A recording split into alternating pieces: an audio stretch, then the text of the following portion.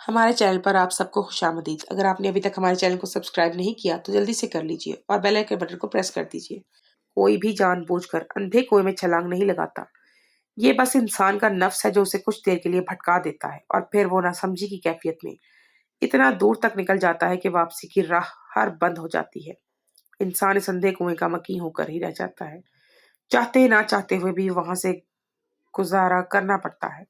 शादी की रात मेरा शौहर कमरे में आया तो मैं अपने आप में सिमट कर बैठ गई थी। ये पहली दफा था जब मैं अपने शौहर से बाकायदा मुलाकात करने वाली थी, उससे बराह रास्त देखने वाली थी। मैंने एक दफा पहले भी नजम को देखा रखा था, लेकिन कभी ये सोचा ना था कि मेरी और इसकी शादी हो जाएगी। लेकिन कभी कभी वो सब भी हो जाता है जो हमारे वहमो गुमान में भी नहीं दूर की बात होती है। बहुत कम उम्र में शादी होने की वजह से मेरे दिल में इस रिश्ते को लेकर खास जज्बात नहीं थे। मैं तो इस बात से भी अनजान थी कि मियाँ बीवी का रिश्ता कैसा होता है। मुझे इस रिश्ते की बारीकियां पता नहीं थी। मैं ना समझी सी थी। इन सब बातों से अम्मा ने पता नहीं क्यों 14 साल की उम्र में ही मुझे रुखसत कर दिया था और मेरी तालीम तक अधूरी रह गई थी। जाने क्या जल्दी थी अम्मा को मुझे ब्याहने की। मैं तो आगे बढ़ना चाहती थी, मगर अम्मा के इस फैसले ने सारी उम्मीदों पर पानी फेर दिया। मेरा शौहर नजम कमरे में आया तो वो तन्हा नहीं था, हालांकि उसे तन्हा कमरे में दाखिल होना चाहिए था। और इसी बात ने मुझे न सिर्फ हैरान कर दिया था, बल्कि मैं बहुत ज्यादा खौफजदा भी हो गई थी। मेरे दिल की धड़कनें बेतरतीब सी हो गई थी। उसके साथ एक स्याह रंग का आला नस्ल का कुत्ता भी था, जिससे बड़ी सी जुबान और नुकीले दांत देखकर मेरा दिल हलक में आ गया था। मेरा शौहर एक कुत्ते को अपने साथ कमरे में क्यों लाया था? मेरा सारा वजूद पसीने से शराबोर होने लगा। बचपन से ही मुझे कुत्तों से बहुत खौफ आता था, लेकिन मैंने कभी ये सोचा नहीं था कि शादी की रात ही मेरा शौहर कुत्ते के साथ कमरे में आएगा। क्या मकसद था भला कुत्ते को कमरे में लाने का? मेरी तो जान ही हलक में अटक गई थी। मैं परेशान सी, हैरान सी अपने शौहर नजम को देख रही थी, जो उम्र में कमोबेश 40 साल के करीब था और उम्र के किसी हिस्से मुझसे बड़ा था। मेरे करीब आया तो उसने हाथ में कुत्ते की जंजीर पकड़ी हुई थी। कुत्ता भी उसके साथ साथ ही बिस्तर तक आ गया था। उसकी ये हरकत मुझे तशवीश में मुब्तला कर रही थी। मैं डर कर पीछे हुई और नजम से कहा कि अल्लाह के वास्ते से कमरे से बाहर भेज दें। मुझे डर लग रहा है। आप इसे साथ क्यों लाए हैं? मुझे बहुत वहशत हो रही है इसे देख देख कर। मेरी बात सुनकर नजम बहुत भद्दी सी हंसी हंसा और कहने लगा कि डरने की क्या बात है, अब तो तुम्हारा जीना मरना हमारे ही साथ है। तो अगर जीना मरना हमारे साथ ही है तो हमसे डर भी कैसा भला? मैंने बड़ी मुश्किल से कुत्ते की तरफ इशारा किया और कहा कि नजम, मैं इसकी बात कर रही हूँ। मुझे इससे खौफ आ रहा है। मुझे शुरू से ही कुत्तों से बहुत डर लगता है। मैं तो दूर से ही देखकर इतना डर जाती, और आज आप रात इस कमरे में ले आए हैं। नजम कहने लगा, घबराने की बात नहीं है और डरो भी नहीं, मैं यही हूँ। ये कहकर उसने वो कुत्ता अपनी गोद में ले लिया और उसे मेरी गोद में बिठा दिया। मुझे ऐसा लगा जैसे मेरा दिल धड़कना भूल गया हो। मैंने आंखें मीच ली और सांस रोक ली। मैं खौफजदा सी आंखें बंद किए बैठी थी। वो कुत्ता अपनी जुबान से मुझे चाटने लगा था और मुसलसल चाट रहा था, और मुझे अपने आप से कराहियत महसूस हो रही थी। इस कुत्ते के चाटने की वजह से मेरा दिल अजीब सा हो रहा था। मैं सोच भी नहीं सकती थी कि मेरी जिंदगी में ऐसा भी दिन आएगा, और वो भी मेरी शादी की रात, जब एक कुत्ते को जबरदस्ती ना सिर्फ मेरी गोद में बिठा दिया जाएगा बल्कि वो मेरे मुंह को चाटेगा। कैसी वहशत भरी कैफियत थी ये! मैं तो सख्त परेशानी का शिकार हो गई थी। मेरी हालत देखकर नजम का कहका बुलंद हुआ। वो कहने लगा, अरे फजीला, आंखें तो खोल। ऐसी भी कोई बात नहीं है, अभी तो शुरुआत है। अभी तो तुम्हें और भी बहुत कुछ बर्दाश्त करना होगा। ये तो कुछ भी नहीं है, तुम तो अभी से डर रही हो। अभी तो ज्यादा कुछ हुआ ही नहीं है, और जब ये सब होता बर्दाश्त करना पड़ता है, क्योंकि ये सब करना बहुत जरूरी है। ये दौलत, ये निशान शौकत, ये सब इसी कुत्ते की वजह से है तो ये आलीशान घर, ये दौलत, हर चीज की रेल पे बस इसी के सबब है। नजम की बात सुनकर मैं हक्का बक्का रह गई। भला कुत्ते की वजह से ये दौलत और शान शौकत कैसे हो सकती थी? कितनी अहमकाना बात की थी उसने। ऐसा कैसे हो सकता था भला? अब नजम ने उस कुत्ते को मेरी गोद से उतार लिया था और मेरी सांस कुछ बहाल हुई थी, वगरना तो खौफ से सुकड़ी जा रही थी मैं। वो कहने लगा, अगर इस तरह खौफजदा होगी तो मुझे और भी मजा आएगा। मेरे लिए तो ये बहुत ही अच्छा फेवर है। यूँ समझ, तुम्हारी शायद इस हरकत ने तो मुझे एहसास दिलाया कि तुम्हारी इस तरह खौफज़दा होने से मेरी दौलत दुगनी हो सकती है। मेरा और भी फ़ायदा हो जाएगा। डरो, डरो, इतना डर सकती हो, डरो। नजम की बात मेरे सर के ऊपर से गुज़र गई थी। कितनी अजीब बात कर रहा था नजम। मैं सोच रही थी कि अम्मा ने पता नहीं किसी नफ्सियाती इंसान से मेरी शादी करवा दी है। जल्दी शादी की तो मैं ख्वाबों की कत्ल किया, तो क्या सालों सालों का ख्वाब एक नफ्सियाती बच्ची का ठीक होगा? एक नफ्सियाती शख्स से मेरा रिश्ता कर दिया गया। शादी की रात कौन कुत्ते को साथ लेकर आता? और फिर नजम की बहकी-बहकी बातें मुझे यकीन दिला रही थी कि उसकी ज़हनी हालत ठीक नहीं है। वो किसी नफ्सियाती मरीज़ है कोई। जैसे किसी इलाज की सख्त ज़रूरत है। इससे पहले कि नजम और मेरे दरमियान कोई और बात होती, कमरे का दरवाज़ा बजा था और नजम को किसी ने बाहर तलब किया था। मैं नहीं जानती थी कि दरवाजे पर कौन है, लेकिन वो अपने कुत्ते की जंजीर पकड़े फ़ौरन से बाहर निकल गया था। कितना खौफ़ज़दा कर देने वाला मंज़र था और मैंने एक गहरा साँस ख़ारिज किया था। मुझे अम्मा से शिकवा हो रहा था। पता नहीं आँख बंद करके मुझे किसके साथ रुख़सत कर दिया था। वो शख्स जो किसी तौर पर भी नॉर्मल इंसान नहीं था। मेरी अम्मा बंगलों में काम करती थी और नजम का भी बंगला ऐसा ही था, जहाँ मेरी अम्मा को काम करते हुए तकरीबन 6 महीने हो गए थे। एक रोज़ मेरी अम्मा की तबीयत कुछ खराब हुई, तो मैं भी अम्मा के साथ बंगलों में काम करने के लिए आ गई, ताकि अम्मा की मदद कर सकूँ। स्कूल जाना नहीं था। छुट्टी स्कूल से भी की, लेकिन मुझे क्या मालूम था कि यहाँ आकर मेरी हमेशा के लिए छुट्टी हो जाती है। मुझे दोबारा कभी स्कूल जाना पढ़ना नसीब ही नहीं होता। जब मैं अम्मा के साथ नजम के बंगले पर पहुंची, तो अम्मा ने बावर्ची खाना संभाल लिया और मुझे बंगले की सफाई करने का कहा। मैंने ख्याली में नजम के कमरे तक पहुंच गई और सफाई करने लगी। मुझे नहीं मालूम था कि वो वॉशरूम में है और शावर ले रहा है। वो अचानक ही वॉशरूम से बाहर निकला तो सिर्फ तौलिया लपेटा हुआ था। बदन पर कोई और चीज ना थी। इसे मुझे देखकर मेरे रोंगटे खड़े हो गए और मैं शर्माई घबराई सी उल्टे कदमों कमरे में भागी। मुझे मजीद वहां रुकना बिल्कुल भी मुनासिब न लगा था, लेकिन बस वही लम्हा था जब मैं नजम के दिल में उतर गई थी। तभी पसंद आई, क्योंकि वो 2 दिन बाद ही अम्मा ने बताया कि नजम ने अम्मा से मेरा हाथ मांगा है और मुझसे शादी करना चाहता है। नजम एक 40 साल का मर्द था और मैं सिर्फ 14 साल की। ये रिश्ता बिल्कुल बेजोड़ था, बेढंगा था, लेकिन अम्मा की तो खुशी की इंतहा ही नहीं थी। वो कहने लगी, मेरी बेटी तो बहुत बड़ी भाग वाली है, जिस घर में सफाई की जाती है वहां की मालकिन बन जाएगी। जरा सोच तो सही, तेरी किस्मत कैसी रंग लाई है। कितनी किस्मत की धनी निकली, अब ऐश ही ऐश करेगी। मेरा अब्बा शराब के नशे में धुत रहता था। उसे भी जब इस रिश्ते का पता चला, उसकी तो जैसे लॉटरी निकल आई। कहने लगा, सोचने की जरूरत नहीं है, फौरन से बेटी को रुखसत कर दे, हमारे भी दिन फिर जाएंगे। एक दिन शराब की बोतल लिए 100 लोगों के आगे हाथ फैलाना पड़ता है। इसी सारी बात में भी अब्बा ने अपने ही मतलब की बात निकाली थी। गलत भी तो नहीं कह सकती थी, मगर कुछ सही भी नहीं कहा था। ये शादी होकर बंगले में जाएगी तो मैं इसके शौहर से हर महीने वसूल करूंगा रकम। खुला पैसा खर्च करूंगा। लोगों के आगे मिन्नत समाजत नहीं करनी पड़ेगी। अब्बा की बात भी गलत ना थी और बहुत सारे पहलुओं से नर्म बात भी थी। अब्बा की बात सुनकर मेरे कदमों तले से जमीन निकल गई। अब्बा पता नहीं कैसा बाप था, जो बेटी की शादी करके भी उसके दाम लेना चाहता था, उसकी कीमत वसूल करना चाहता था। मैंने अम्मा को साफ कह दिया कि नजम से शादी नहीं करूंगी। मैं अभी पढ़ती हूँ, स्कूल जाती हूँ, मुझे पढ़ाई नहीं रोकनी है, शादी नहीं करनी। और फिर तो वो अब्बा की उम्र का है, मुझसे कई हिस्से बड़ा है। इतनी उम्र के शख्स से मैं शादी कैसे कर सकती हूँ? मेरी उम्र तो उससे कम है और वो अच्छा खासा उम्र रसीदा शख्स। अम्मा कहने लगी, अरे पगली, उम्र मर्द की कौन देखता है, और तू पढ़ लिख कर कौन सा तीर मार लेगी, कौन सी तेरी लोग नौकरी लग जाएगी और तू कमाने लगेगी। हमें रहना तो यहीं इसी झोंपड़ी में ही है ना, और यही मुकद्दर हमारा ठहरा है कि सीधी बंगले की मालकिन बन जाए, शॉर्टकट ले और जिंदगी को आसान बना, वगरना तेरे बाप जैसे हाथ के बाद तो तू पछताती रह जाएगी। उम्र भर रो रो के तरसेगी रुपए रुपए को। मेरे लाख इनकार के बावजूद भी अम्मा ने हफ्ते भर में ही मुझे नजम के साथ रुखसत कर दिया और ये भी नहीं सोचा कि वो मुझसे शादी क्यों करना चाहता है। अलबत्ता मैंने इस सवाल को 1000 बार पूछा था कि एक बंगले के मालिक को क्या और कोई लड़की नहीं मिली जो वो अपने घर की नौकरानी की बेटी से शादी करने का राजी हो गया, या फिर शायद ये मेरी कम उम्री और खूबसूरती की वजह से हुआ था। जाने क्यों ऐसा हुआ था। मुझसे शादी में तो अभी उन्हें मुस्तकिल परेशान हो गई थी। पढ़ाई दरमियान में ही यहीं छूट गई थी।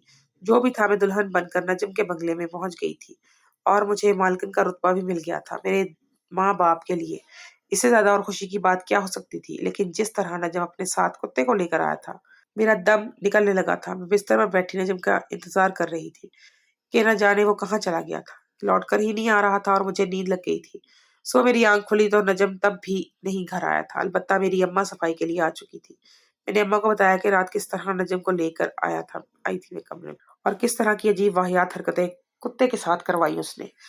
मेरी बात सुनकर अम्मा हंसने लगी और कहने लगी, अरे बेवकूफ, इन अमीरों के ऐसे ही चोचले होते हैं। ये लोग हर जगह अपने महंगे महंगे कुत्तों को भी साथ रखते हैं और इनसे मोहब्बत भी बहुत करते हैं। जानवरों से तो अमीरों को अलग ही मोहब्बत होती है।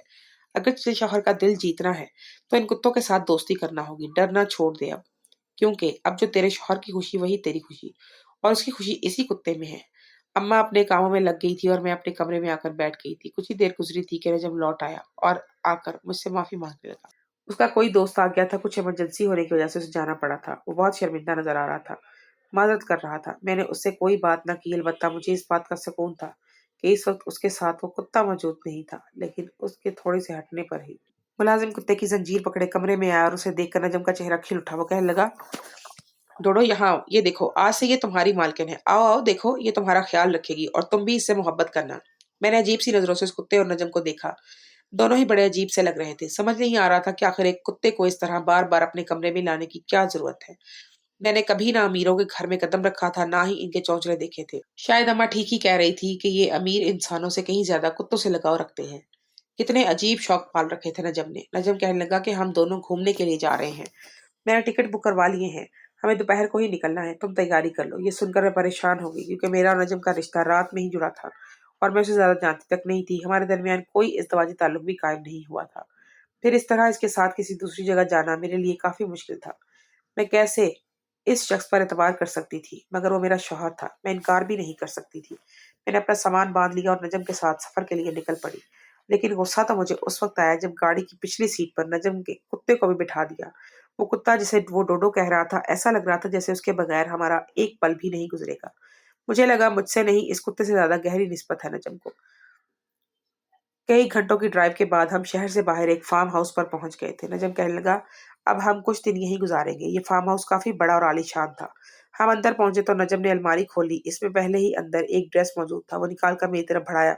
मैंने उस ड्रेस को देखकर हक्का बक्का कुछ हो गई थी क्योंकि वो काफी नीम बरहाना सा था।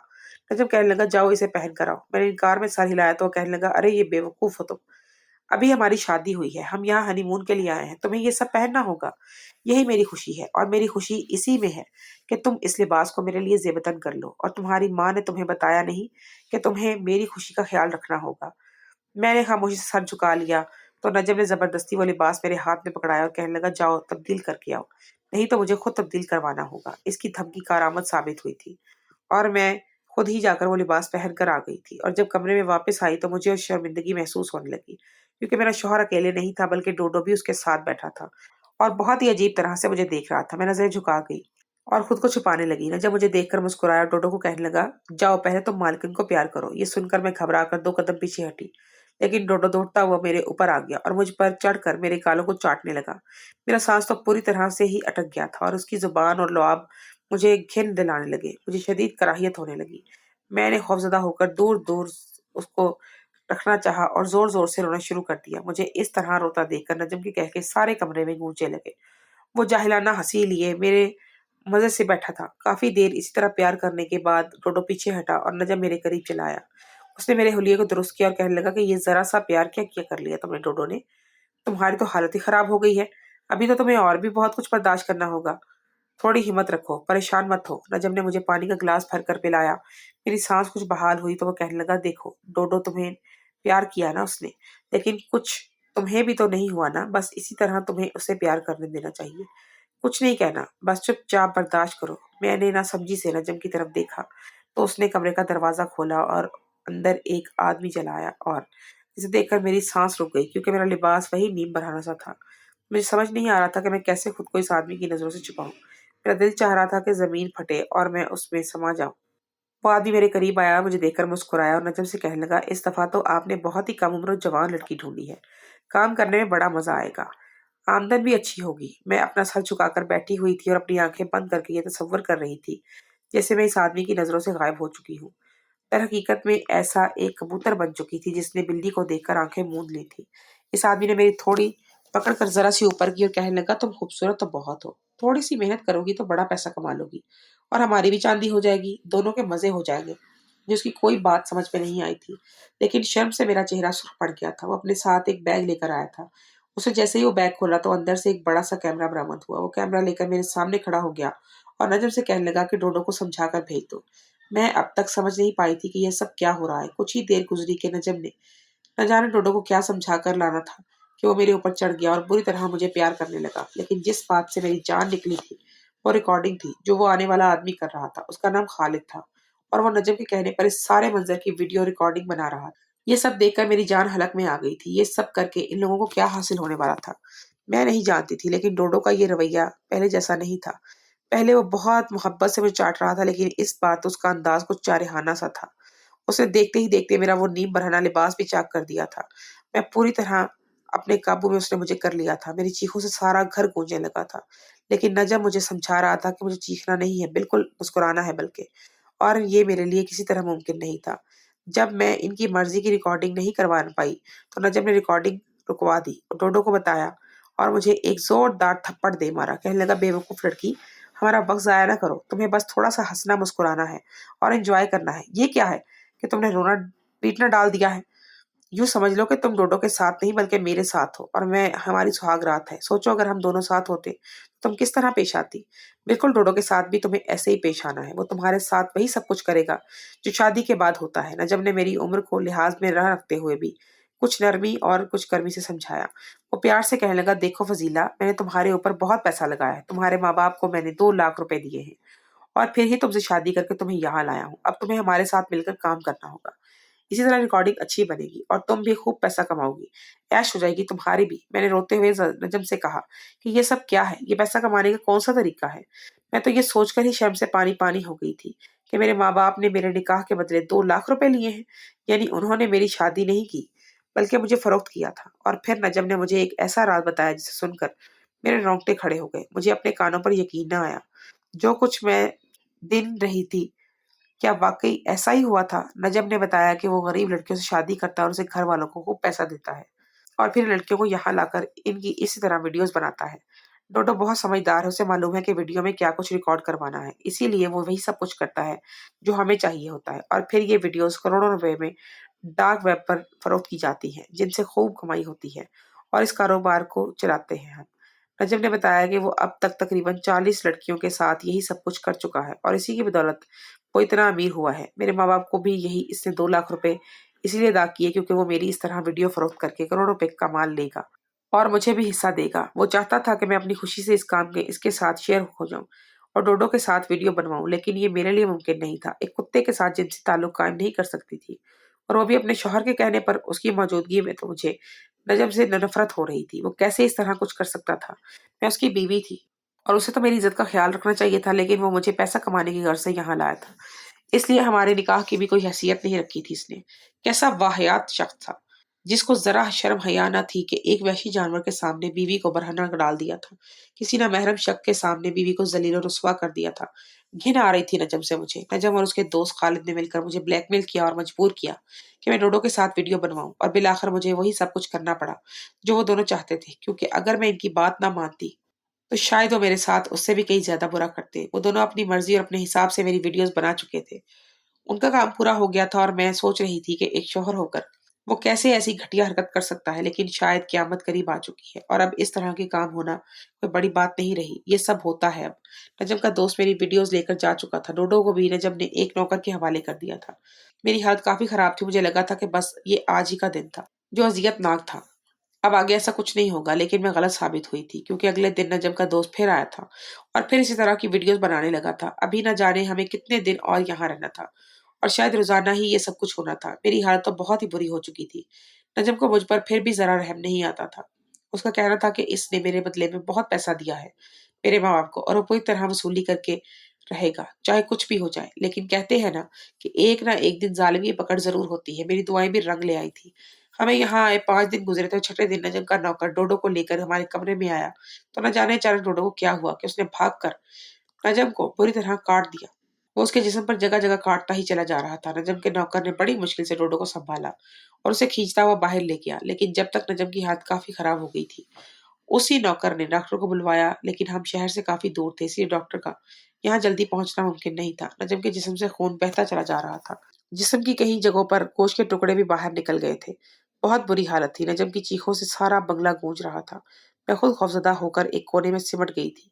काफी देर बाद जाकर डॉक्टर पहुंचा। उसने अच्छी तरह मुआयना किया और बताया कि डोडो को पागलपन का दौरा पड़ा है। दरअसल डोडो को मुस्तकिल ऐसी दवाई दी जाती थी जिससे उसकी जिनसी ख्वाहिश में इजाफा होता था और वो औरतों के साथ गलत काम करता था। उसे जो दवाई दी जाती थी ये इन्हीं कर दी जाता था कि उसे पागलपन का दौरा पड़ा था और एक पागल कुत्ते के काटने की वजह से नजम की हालत भी पागलों वाली हो गई थी। डॉक्टर ने नजम का ट्रीटमेंट किया, उसके जख्मों से खून रुका, लेकिन उसकी हालत खराब हो रही थी। वो बिल्कुल पागलों की तरह चीखने चिल्लाने लगा था। हम लोग नजम को लेकर शहर के बड़े अस्पताल में पहुंचे जहां उसका इलाज शुरू हुआ, लेकिन पता चला कि अब नजम ठीक नहीं हो सकता क्योंकि ना सिर्फ वो पागल हो चुका था बल्कि उसके रिब्स की बीमारी भी हो चुकी है और ये एक ऐसा वायरस है जो बहुत जल्दी इंसान की जान ले लेता है। नजम ने पैसा कमाने के लिए गलत रास्ते को चुना था और वही रास्ता उसे सीधे मौत के मुंह में ले जाने वाला था। और वो भी एक दर्दनाक मौत, क्योंकि वो बिल्कुल पागलों की तरह चीखता-चिल्लाता, शोर मचाता और दूसरों को काटने के लिए आता। डॉक्टर ने उसे एक कमरे में बंद कर दिया था। उसकी दौलत भी उसके इलाज में काम नहीं आई थी, क्योंकि फिलहाल ऐसी कोई दवा इजाद नहीं हुई थी जो रेब्स की वायरस को पूरी तरह से मिटा सकती और मुकम्मल इलाज होता। नजम का दोस्त खालिद खुद भी बहुत खौफजदा हो गया था। नजम की हालत देखकर उसने अपने गुनाहों से तौबा कर ली थी। मेरी वीडियो अभी तक डार्क वेबसाइट पर नहीं डाली गई थी और ना ही फरोख्त की गई थी। मैंने खालिद के आगे हाथ जोड़कर कहा कि मेरी वीडियोस को ज़ाया कर दो और मुझे बदनामी के अंधेरों से बचा लो। खालिद के दिल में अल्लाह का खौफ आ चुका था। उसने मेरे कहने पर सारी वीडियो ज़ाया कर दी और मुझसे माफ़ी मांगने लगा। कहने लगा कि मैंने आपका सर दुखा दिल भी दुखाया। उसने मेरे कहने पर सारी वीडियो ज़ाया कर दी, क्योंकि खालिद के दिल में जो अल्लाह का रहम जो आ गया था और मुझसे माफ़ी मांगने लगा। वो सब कुछ छोड़-छाड़ कर कहीं चला गया। मैंने उसे माफ़ कर दिया और कुछ ही दिनों में नजम रिब्स की वायरस की वजह से इंतकाल कर गया। उसकी बीवी होने की वजह से सारी जायदाद खुद ब खुद मेरे पास आ गई। लेकिन मैंने अपने माँ-बाप से राब्ता ना किया। मेरे माँ-बाप ने दौलत लेकर मुझे नजम जैसे हाथों बेच दिया था। अगर डोडो पागल ना होता और वो नजम को गुनाह ना काटता, तो शायद मेरी हालत आज पागलों जैसी हो चुकी होती। मैंने नजम की दौलत का कुछ हिस्सा यतीम खानों में दे दिया और कुछ पैसों से एक स्कूल तामीर करवाया जिसमें गरीब लड़कियों को मुफ्त तालीम दी जाती है और इन्हें हुनर भी सिखाए जाते हैं। साथ-साथ इन्हें मुआशरे के बदलते हुए हालात और लोगों के रवैयों से भी आगाह किया जाता है और मुश्किलात से लड़ना सिखाया जाता है। मेरी ज़िंदगी का आप यही मकसद है। मैं लड़कियों को इस बात की आगाही दूँ कि वो आँखें बंद करके कभी भी अपना शौहर किसी को तस्लीम ना करे और ना ही ऐसी बात पर सर तस्लीम ख़म करे। दुनिया तबाही की तरफ जा रही है और इस दौर में सब कुछ मुमकिन है। जो मेरे साथ हुआ, वो एक बहुत बड़ा गुनाह है, लेकिन हमारे मुल्क में कानून ना होने की वजह से ऐसे लोग खुलेआम घूम रहे हैं। ऐसा ही एक वाक़या कुछ अरसा पहले दोबारा मेरी नज़रों के सामने आया, जहाँ एक शौहर ने अपनी बीवी के साथ बिल्कुल ऐसा ही कुछ सलूक किया और उसके बावजूद भी पुलिस उसे गिरफ्तार न कर सकी। कसूर की ये खबर देखने के बाद ही मैंने ये फैसला किया कि मैं अपनी कहानी दुनिया के सामने लाऊँगी, ताकि लोगों को इस बात का इल्म हो कि ये गुनाह आजकल हमारे माशरे में बहुत आम होता जा रहा है और इन डार्क वेब की वजह से लोग ऐसे घटिया कामों में भी पीछे नहीं हट रहे, क्योंकि उन्हें लाखों करोड़ों का दिए जाते हैं। मेरी सब वालिदैन से भी यही गुज़ारिश है कि अपनी बेटियों की शादियाँ सोच समझ कर अच्छी जगहों पर करें। कहीं ऐसा ना हो कि आप अपनी बेटी को शादी के नाम पर किसी दरिंदे के हवाले करते रहें और वो किसी जानवर के साथ इसकी इज़्ज़त पामाल करे। चाहे कितनी ही इज़्ज़त कम क्यों ना हो, ग़ुरबत क्यों ना हो, लेकिन वालिदैन अपनी औलाद का सौदा ना करें। इन्हें महज़ चंद टकों की खातिर किसी वहशी और दरिंदा नुमा इंसान के हवाले ना करें।